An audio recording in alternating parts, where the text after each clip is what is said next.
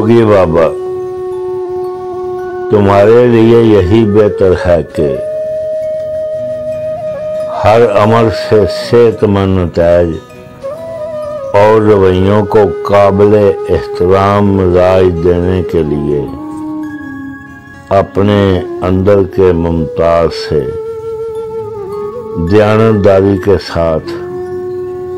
मशवरा कर लिया करो